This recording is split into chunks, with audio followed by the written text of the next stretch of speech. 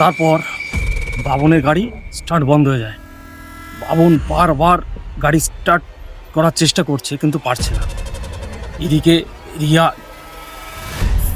মানে ও তোটা পরিমাণে ভয় পেয়ে গেছে, ওর মুখ থেকে কথা বেরোচ্ছে না, শুধু বাবনের ঘাড় চেপে ধরছে আর ওকে বারবার পুশ করছে যে এখান থেকে বেরো, এখান থেকে বেরো। কিন্তু বাবন এখান থেকে গাড়ি স্টার্টই করতে পারছে না। কি হয়েছে, ভালো গাড়ি স্টার্ট কেন হচ্ছে না? তারপরে অনেক কষ্ট করে গাড়ি স্টার্ট হয় এবং ওখান থেকে বেরিয়ে আসে।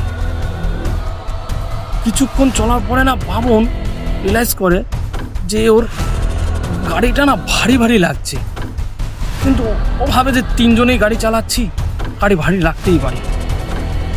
ওখান থেকে ওরা চলে আসে। চলে আসার পর বাবন রিয়াকে বাড়িতে দিয়ে আসে, অভিকেও বাড়িতে দিয়ে আসে, আর বাবনও বাড়িতে চলে আসে।